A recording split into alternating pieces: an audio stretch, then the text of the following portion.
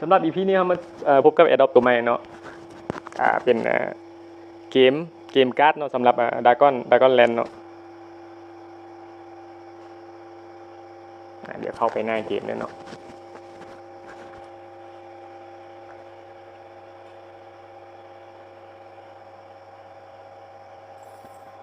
เข้ามาหน้า Adopt เนาะ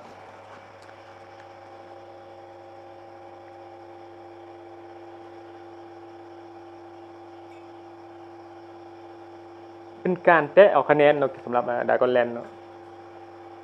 ตัวนี้เองอัพ UT level 9เนาะถ้า user ใหม่จะเข้ามาเฮ็ด Adopt ใหม่มันก็จะเป็นมังกรตัวน้อยเนาะตามเลเวลมันเนาะเป็นการแตะเอาเนาะ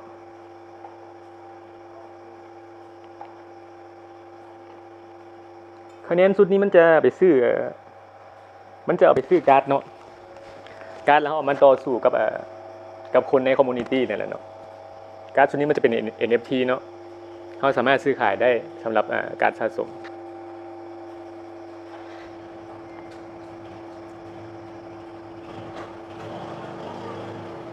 สำหรับ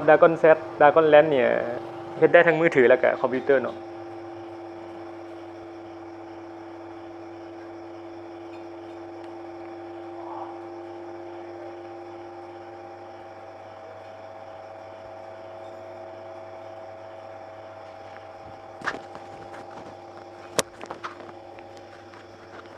เป็นการแตะ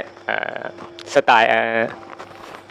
Adopt ใน Telegram นั่นแหละเนาะก็ส่วนใหญ่จะเป็นการแตะเอาเนาะ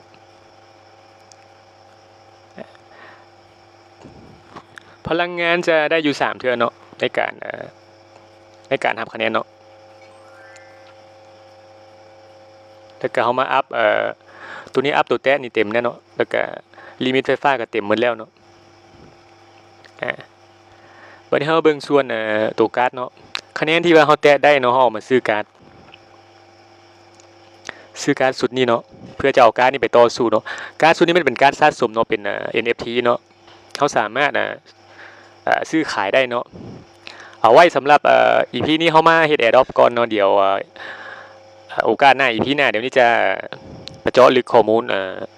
Dragon Land เนาะว่ามันแม่นหยังแล้วก็ระบบแบบใดแล้วก็ซัพพลายโทเค็นหรือว่าการตลาดการกระจายเหรียญเป็นแนวใดเดี๋ยวจะเฮ็ดคลิปเนี้ยอีกต่างหากเนาะสำหรับคลิปนี้เฮามาเฮ็ด Adopt ก่อนเนาะตัวนี้เองซื้อไปประมาณ 3-4 การ์ดแล้วเนาะ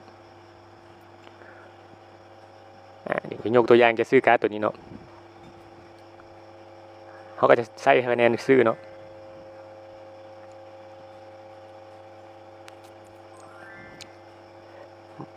แห่งเขามีคะแนนหลายเท่าไหร่เขาจะได้เปรียบเนาะในการซื้อการ์ดเนาะเวลาเขาเอาการ์ดไปต่อสู้นี่มันจะซุ่มเนาะระบบมันจะซุ่มถ้าเกิดว่าเขาไปเจอคู่ต่อสู้ที่เขาจะมีการ์ดหลายนี่เขาก็จะแพ้เนาะตัวการ์ดนี่จะเป็นหัวใจสำคัญของมันเนาะและก็เป็นหัวใจสำคัญของการตลาดพร้อมเนาะเดี๋ยวEPหน้าเดี๋ยวนี้จะเฮ็ดคลิปลงต่างหากเนาะได้มาแล้วเนาะการ์ดตกเป็นหมาป่าเนาะ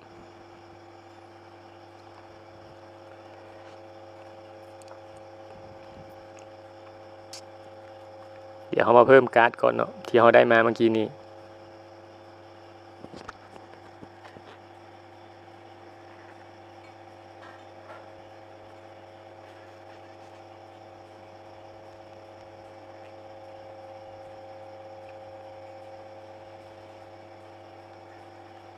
การ์ดเขาได้มาเมื่อกี้นี้เขาก็เพิ่มเข้าไปเนาะตัวนี้ใช้งานอยู่4การ์ดเนาะปัจจุบันเขาก็มาต่อสู้เนาะระบบมันก็จะซุ่มไปหาคู่ต่อสู้ในสุดนี้จะเป็นคะแนนแรงเนาะแล้วก็มันจะเปิดหีบไอเทมตลอดเนาะถ้าผู้ใดเข้ามาเล่นดูก็จะมีสิทธิ์ได้การ์ดหลายเนาะสำหรับการ์ดนะขอย้ำเนาะมันเป็น NFT เนาะเขาสามารถเป็นเจ้าของโดยที่ว่าเป็นของเขาเองเนาะเขาสามารถเก็บไว้ในกระเป๋าหรือจะส่งให้หมู่หรือว่าจะขายได้เนาะระบบก็จะบ่มีสิทธิ์เอาไปได้เนาะก็คือมันเป็นการ์ดของเขาเองเนาะในโลกของบล็อกเชนก็จะเป็นประมาณนั้นเนาะมันซุ่มเจอแล้วเนาะคู่ต่อสู้มีการ์ดหลายกว่าเฮาเนาะเขาอาจจะแพ้ได้เวลาเขาต่อสู้เขาเจ้าเนาะสำคัญก็คือการหาคะแนนเนาะสำหรับDragon Landนี่เนาะ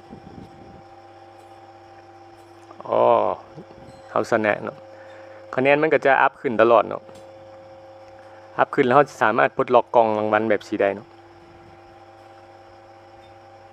บางอันก็อาจจะเป็นเพชรเนาะบางอันก็อาจจะเป็นการ์ดเนาะ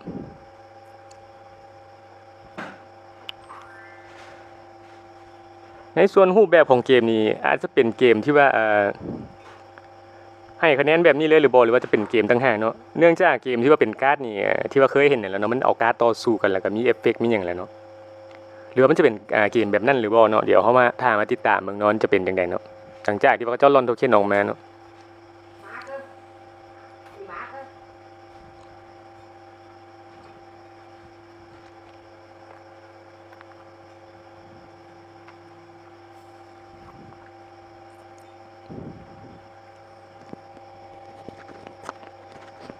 ระบบมันซูมเป็นออนไลน์เนาะตัวนี้เนาะ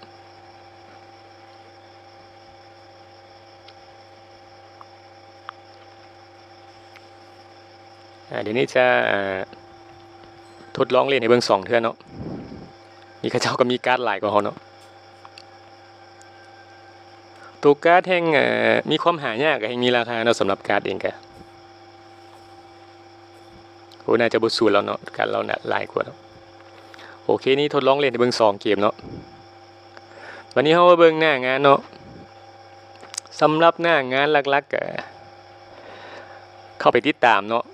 ช่องเขาเจ้าเนาะที่ตัวนี้เฮ็ดมาแล้วเนาะติดตามช่องเขาเจ้าแล้วก็ติดตาม Twitter เนาะเขาเจ้ามีช่อง YouTube มี Twitter มีDiscord เนาะมี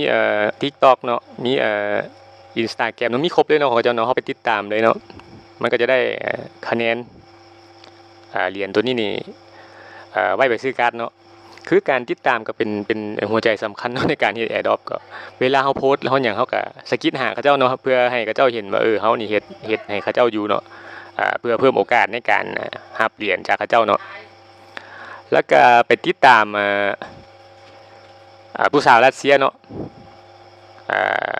อยู่Twitter ของเราเนาะแล้วก็Instagram ของเราเนาะอาจจะเป็นผู้เฮ็ดหรือบ่หรือว่าเป็นผู้ขายเนาะสำหรับผู้สาวรัสเซียนี่เนาะไปติดตามแล้วอยู่ช่องของเราเนาะเราจะเอามาโพสต์ตลอดว่าสุดเหรียญนี่ไปฮอดใส่แล้วหรือว่าการตลาดเป็นแนวใดไปฮอดใส่แล้วเนาะเป็นมีการ์ดหยังแน่ความนิยมแนวใดเราจะโพสต์ตลอดเนาะแล้วก็แต่ละมื้อเฮาเข้ามาเช็คอินเนาะแล้วก็เซิร์ชหมู่เนาะเซิร์ชหมู่เฮาก็จะได้คะแนนแล้วก็จะได้เปอร์เซ็นต์จากหมู่ที่ว่าเขาเจ้าเข้ามาเล่นเกมเนาะ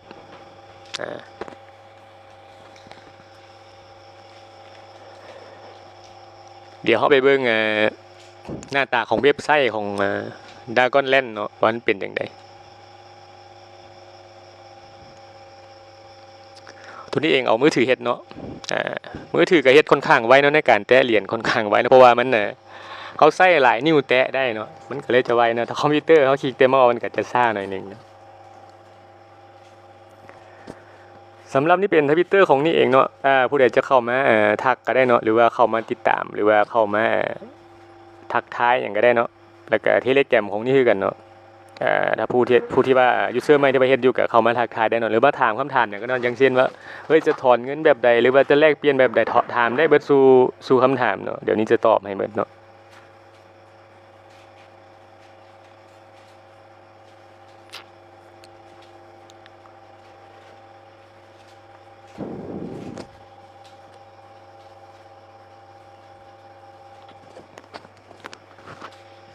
เข้ามาทักเข้ามาถามกันได้เนาะเดี๋ยวนี้จะตอบทุกคำถามเนาะหรือว่าคอมเมนต์ในท้ายคลิปไว้ก็ได้เนาะเดี๋ยวนี้เข้ามาอ่านอะไรนี่ก็จะตอบเนาะ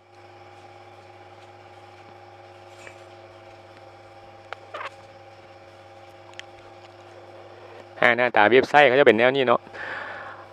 แล้ว EP หน้าเดี๋ยวนี้จะมาเจาะลึกข้อมูลเนาะว่าโทเค็นนี่สร้างขึ้นเท่าใดแล้วก็การกระจายเหรียญแบบใดระบบการสร้างรายได้มีหยังแน่เนาะตลาด Marketplace นี่เป็นแนวใดเดี๋ยวเขาจะมาเจาะลึกสำหรับEP หน้าเนาะ EP นี้ถ้าเกิดไปเจาะลึกมันจะยาวเกินไปเนาะ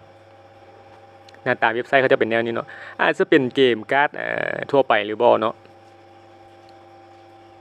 ส่วนนี้เป็นการสะสมเนาะเปิดตัวการ์ดพรีเมียมออกมา7-8อันก็ขายเบิดเลยเนาะตัวนี้มาเองก็บ่ทันเนาะเปิดตัวก็ขายหมดเลยลักษณะโทเค็นก็คือเป็นดากอนแซดเนาะเชนยูเชนวินุ่นอันนี้เป็นสำหรับหน้าตาเว็บไซต์เขาเจ้าเนาะ